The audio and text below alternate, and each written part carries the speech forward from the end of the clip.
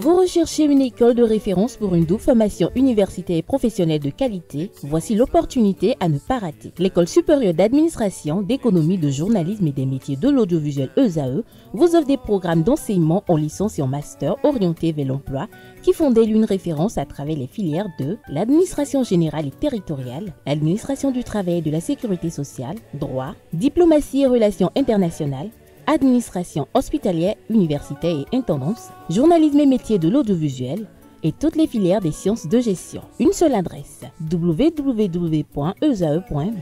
Rendez-vous dès maintenant sur nos campus ESAE Bedjromende au numéro 90 93 65 21 ou au numéro 98 98 14 00. Paracourt sur le numéro 52 46 12 12.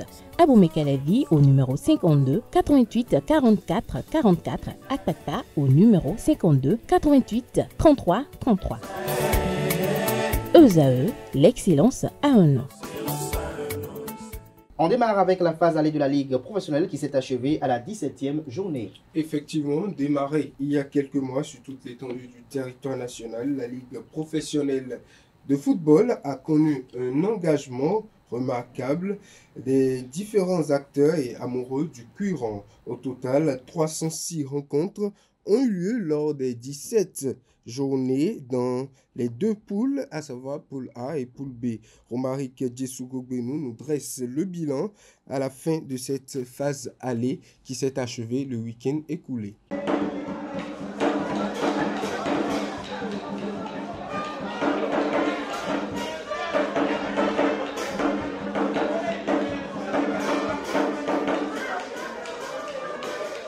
De la première à la 17e journée, 17 semaines et 306 rencontres pour 36 équipes. La phase allée de la Ligue Pro saison 2024-2025 a tenu toutes ses promesses.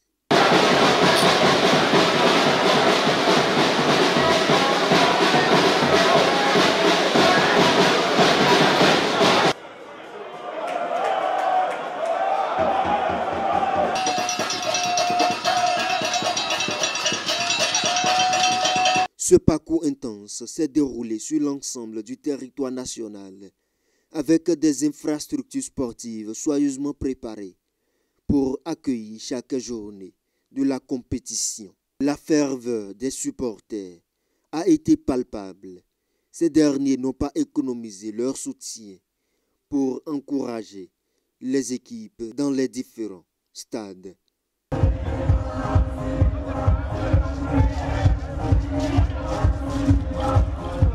Les arbitres comme les policiers, présents, assurant leur mission avec ponctualité et professionnalisme, sous le regard des journalistes et responsables sportifs. Entre défaites, matchs nuls et victoires, les formations ont tout donné pour marquer cette première partie de la saison.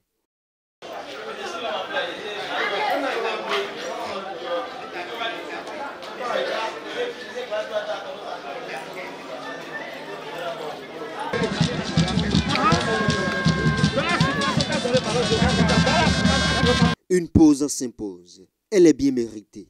Joueurs, entraîneurs, supporters, journalistes, policiers et commerçants se rangent. Rendez-vous en février pour le début de la phase retour, avec encore plus d'engagement et de passion sur les terrains.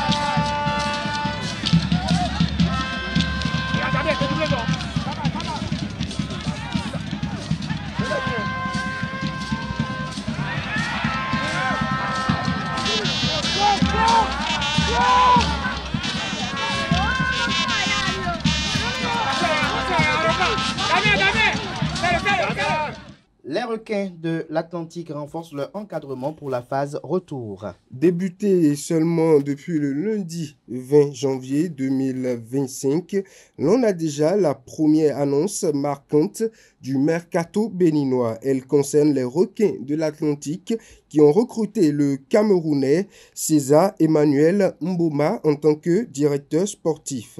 Ce dernier, âgé de 45 ans et natif de Douala, a signé un contrat qui le lie au club jusqu'à la fin de la saison 2025-2026. Une arrivée teintée de grosses attentes. Requin de l'Atlantique positionné actuellement en milieu de tableau, notamment à la 10e place dans la zone B, espère que l'expérience et les compétences de Mboma pourront insuffler une nouvelle dynamique à l'équipe. Le club, qui a connu des performances en demi-teinte lors de la première partie de la saison, mise sur son nouveau directeur sportif pour apporter une vision à long terme et un renforcement des fondations nécessaires pour un avenir prometteur. Celui qui est également agent de joueur devra tout de même attendre le 14 février, date de la reprise de la phase retour du championnat, pour qu'on se rende compte de ses qualités.